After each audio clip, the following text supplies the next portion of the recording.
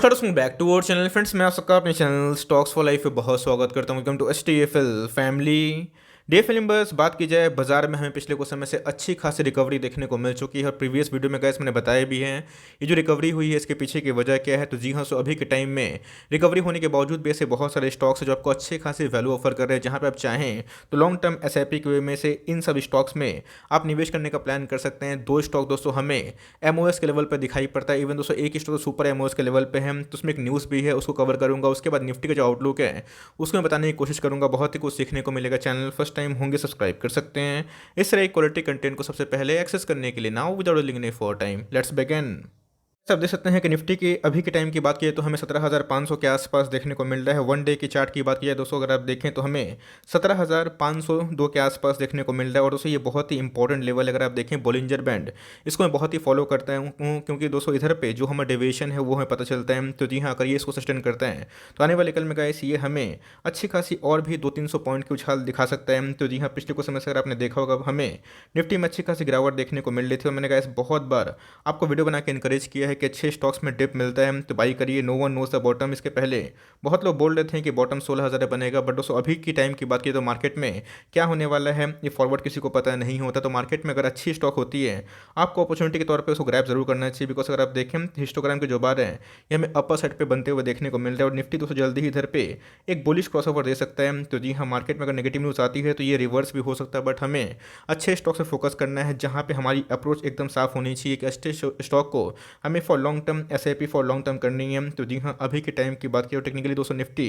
यहाँ पे जो पहले वीक देखने को मिल रहा था थोड़ा सा स्ट्रॉन्ग देखने को मिल चुका है। इसी बीच में जो सबसे पहला स्टॉक अगर आप देखें इसका नाम है वर्लपूल ऑफ इंडिया लिमिटेड। जी हाँ, एक शानदार कंपनी हमें देखने को मिलती है, बट पिछले कुछ समय से एक हेवी फॉल हमें देखने को मिल रहा है। जी हाँ दोस्तों, लास्ट डे की बात की तो हमें 6-7% के आसपास गिरावट देखने को मिल रही है। जिसके पीछे की वजह क्या, बहुत लोग पूछ भी रहे थे। जी हाँ दोस्तों, इसकी एक सब्सिडरी है जो लक्समबर्ग में देखने को मिलती है और US ने बताया था कि उनसे आपने $45 मिलियन है दोस्तों, ये इतना कमाया है। तो जी हाँ, ये अपने आप में ही बहुत बड़ी बात है और इसके ऊपर आपने कोई टैक्स नहीं दिया है। तो जी हाँ, इसकी रिपेमेंट को लेके ऑफकोर्स उनसे दोस्तों सवाल जब पूछा गया जिसका मार्केट ने काफ़ी नेगेटिव इम्पैक्ट किया। ऑल्दो ये अपने बचाव पे ऐसे बहुत सारे डॉक्यूमेंट पेश किए जो दोस्तों अभी टेम्प्रोरी फेस में ये वहाँ से निकलते हुए देखने को मिल रहे हैं और जिसकी वजह से मार्केट में काफ़ी नेगेटिविटी थी। और इसी की वजह से अगर आप देखें तो अभी के टाइम में गैस इधर पे 35 के ऑलमोस्ट RSI देखने को मिल रहा है और दोस्तों ये हमें 2800 का स्टॉक देखने को मिलता है। और अभी के टाइम की बात की तो ये हमें 2000 के आसपास देखने को मिल रहा है। गैस कल के दिन तो इसने 1800 के आसपास भी लेवल लगाया था और ये दोस्तों एक ऐसा स्टॉक है जो अभी के टाइम में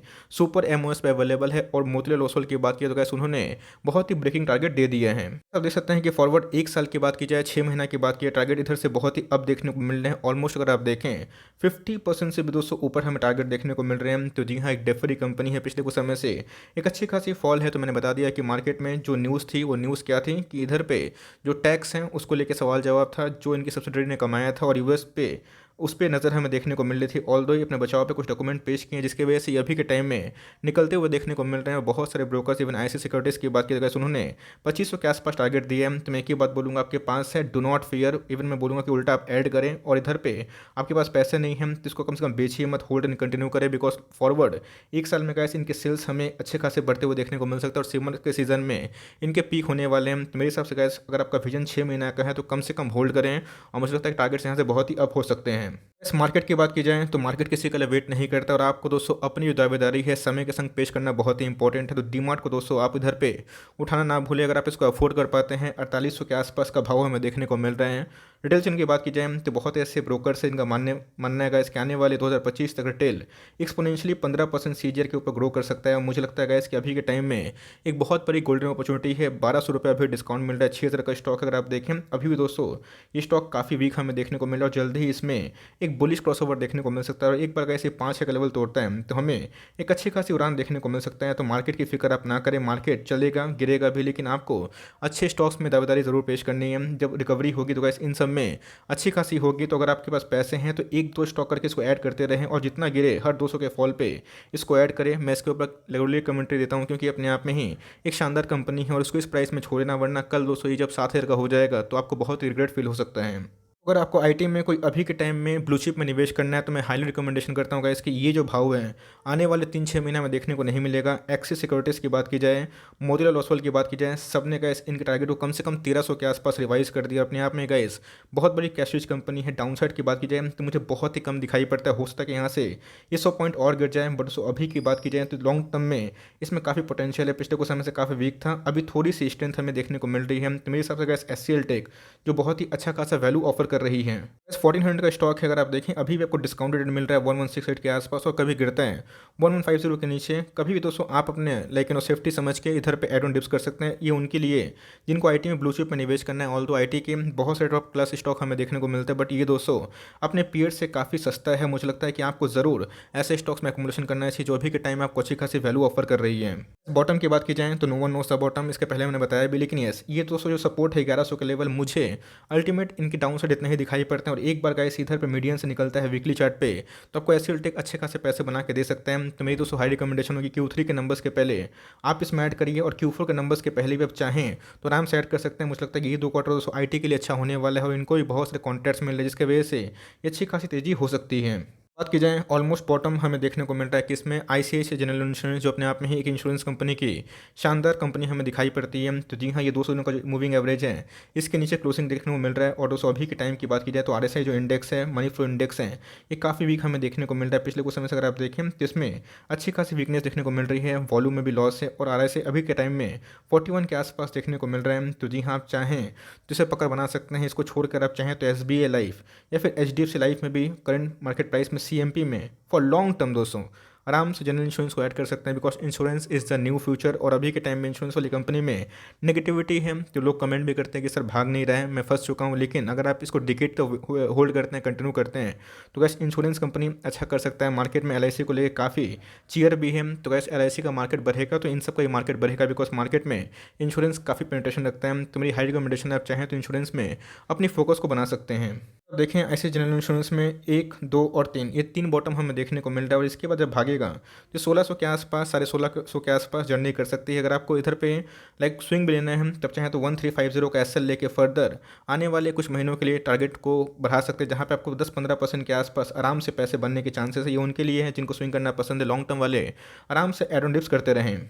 एक शानदार कंपनी है इन्फोएज जिसको हम नौकरी बोलते हैं। ये भी दोस्तों हमें ऑलमोस्ट बॉटम पे आता हुआ देखने को मिल रहा है। 200 का जो मूविंग एवरेज है ये इसके आसपास आ चुका है। तो मेरे हिसाब से अगर आप चाहें तो इसमें भी आराम से निवेश कर सकते हैं फॉर लॉन्ग टर्म, अगर आप इसको अफोर्ड कर पाएँ, बिकॉज ये भी एक शानदार कंपनी। चांसेस तो यही है कि निफ्टी 50 में इसकी या फिर लाइक बात की जाए अपोलो हॉस्पिटल की नाम आ सकती है। अगर डीमार्ट एफएनओ में आ गया तो गैस इनकी जो लिस्टिंग है ऑफकोर्स हो जाएगी निफ्टी में। लेकिन अगर डीमार्ट नहीं आया तो इन्फोइस की चांसेस भी है और अपोलो को भी चांसेस, अगर इसका नाम आता है तो हमें एक तेज़ी देखने को मिल सकती है। 7500 का स्टॉक है अभी के टाइम में, काफ़ी वीक हमें देखने को मिल रहा है। 38 के लगभग हमें आरएसआई देखने को मिल रहा है। तब चाहे तो गैस इधर पे इन्फोइस या फिर नौकरी में आराम से इक्का दुक्का स्टॉक लेकर अपने पोर्टफोलियो को मजबूत बना सकते हैं। इसको छोड़ना बहुत बड़ी गलती हो सकती है। बैंकिंग सेक्टर पे मेरा हमेशा से फोकस कुछ ज़्यादा ही रहा है, क्योंकि बैंक एनबीएफसी जो टॉप क्लास होते हैं उनके बिना निफ्टी में रिकवरी नहीं होती है। आपने निफ्टी का अगर चार्ट देखा होगा पिछले कुछ समय से 2-3 दिनों से, उसमें जाकर देख लीजिएगा इसकी बैंक निफ्टी का कितना पॉइंट कंट्रीब्यूशन है, आपको समझ में आ जाएगा। और यहाँ पे भी गाइस चौंकाने वाले टारगेट्स हमें देखने को मिल रहे हैं। फॉरवर्ड 1 साल की बात की जाए तो बहुत सारे ब्रोकर्स गैस इसको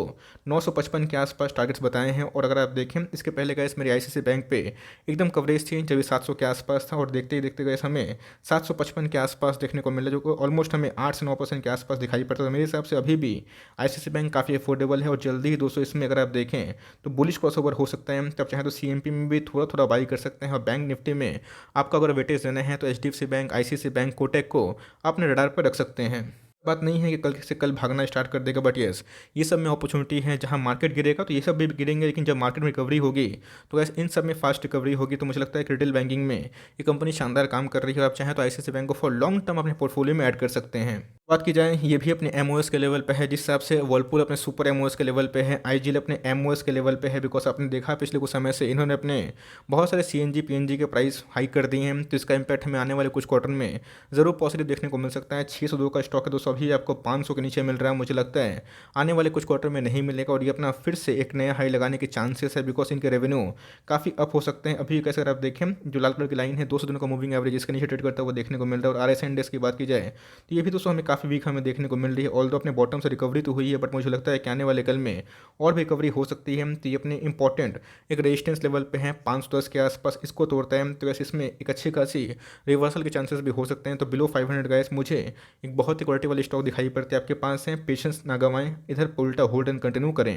इस रूट मोबाइल पे मेरी कवरेज एकदम कंटिन्यू हमें देखने को मिल रही है। आपके पास रूट मोबाइल हो, एफएल इंडिया हो, उसमें आपको बिल्कुल भी पैनिक नहीं करना है। रूट मोबाइल के फंडामेंटल्स देखिए, एफएल इंडिया के फंडामेंटल्स देखिए, जिनके आरओई 30% के ऊपर है। कंपनी कैश रिच है, स्ट्रॉन्ग प्रमोटर होल्डिंग है, आने वाले कल में विजनरी फ्यूचर है। तो यहाँ पे गए सबको पैनिक नहीं करना है। बहुत लोग बोल रहे कि सर रूट मोबाइल के 1500 के आसपास आएगा, मुझे लगता नहीं कि 1500 आएगा, लेकिन हाँ 2500 जरूर जाएगा अगर आप इसको होल्ड एंड कंटिन्यू करते हैं। तो मेरी दोस्तों एक ही आपको बात पता होनी चाहिए, 2400 का स्टॉक है, अभी आपको डिस्काउंट मिल रहे हैं और आप कितना डिस्काउंट चाहते हैं। तो ऑफकोर्स मार्केट गिरेगा तो इन सब में गिरावट होगी, तो भाई हमें कंट्रोल अपने आप को करना है और एसआईपी की वजह से एक्का दुक्का स्टॉक लेके एडवांटेज करना है। जो लास्ट वीक में जिन्होंने अच्छा खासा निवेश किया था, आज उनके पैसे बन रहे हैं। तो इसी हिसाब से गाइस डिप में निवेश करें, अच्छे स्टॉक बने रहे। जब मार्केट में रिकवरी होगी तो गाइस ये सब हमें एकदम उछाल मारते हुए देखने को मिल सकते हैं। अगर आप देखें तो इधर पे थोड़ा सा वॉल्यूम हमें राइज होता हुआ देखने को मिल रहा है और मैकडी ने एक बुलिश क्रॉसओवर दे दिया है। तो मुझे लगता है गाइस कि इधर पे एक रिवर्सल होने के चांसेस है, नहीं भी होता है कोई दिक्कत वाली बात नहीं है। आप चाहें तो for long term high growth वाला स्टॉक है, ये हो गए, एफएल इंडिया हो गए, इन सब में होल्ड एंड कंटिन्यू और निवेश करने का धीरे धीरे प्लान बना सकते हैं।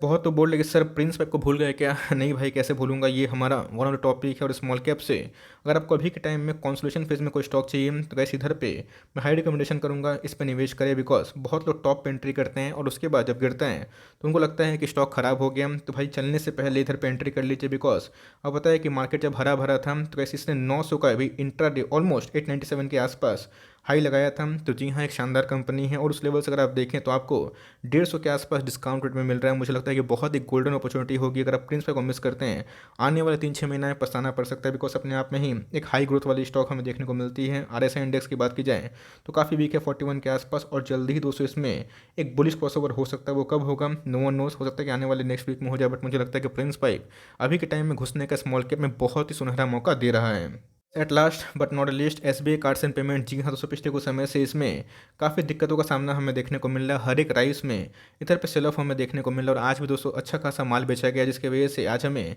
6% के आसपास गिरावट देखने को मिल रही थी और बार बार ऐसी 1000 के आसपास जाके 1100 के आसपास जाके रिट्रेसमेंट दिखा रहा है। तो मुझे लगता है गैस आपके पास अगर पेशेंस हैं आप कंटिन्यू कर सकते हैं। मुझे दोस्तों इस कंपनी में काफ़ी फेथ है। लेट्स सी इनके Q3 के नंबर्स कैसे आते हैं आपके पास हैं, लॉस से मत बेचिए, एक बार Q3 के नंबर्स देख लीजिए। अगर आपको ओके लगते हैं देन कंटिन्यू करिएगा, अगर आपको नहीं लगते हैं देन गाइस आप चाहें तो स्विच कर सकते हैं। अगर आपको कंपनी पसंद नहीं है तो इट्स ओके गाइस, मार्केट में बहुत सारे ऑप्शंस अवेलेबल है। लेकिन अगर आपको कंपनी पसंद है तो ये लेवल घुसने का मौका बन सकता है। वीकली अगर आप देखें तो आरएसआई इंडेक्स 42 के आसपास आ चुका है, जो अपने आप में ही ऑलमोस्ट ओवरसोल्ड जोन पे है। तो आप चाहें तो इधर पे फॉर लॉन्ग टर्म थोड़ी थोड़ी एंट्री कर सकते हैं। ऐसा नहीं है कि मार्केट में गिरावट नहीं होगी, मार्केट वीक रहेगा तो कोई भी स्टॉक में गिरावट होगी, लेकिन जब मार्केट भागेगा तो इन सब में रिकवरी होगी। तो इन सब में जो अच्छे अच्छे स्टॉक्स हैं आप उसको सेलेक्ट करें। आई नो कि 10 स्टॉक खरीदना पॉसिबल नहीं होता है, आउट ऑफ बजट भी होता है और आप हमेशा हर एक स्टॉक को बाई नहीं कर सकते। लेकिन यस, कोई स्टॉक को टारगेट करिए और एसआईपी की वजह से करिए। बहुत सारे स्टॉक्स को मैंने कवर नहीं किया जो अभी के टाइम में बहुत अच्छे लेवल्स पे हैं, तो सबको कवर कर पाना बहुत मुश्किल है। तो उन सब में से आपको जो कंपनी पसंद है आप कंटिन्यू करें और इन 10 स्टॉक में से गाइस कौन सी कंपनी को पसंद है उसको भी जरूर बताइएगा। लेट्स सी आपका क्या व्यू है। तो गाइस मिलते हैं जल्दी ही, तब तक के लिए bye. Thanks for listening friends, God bless you all.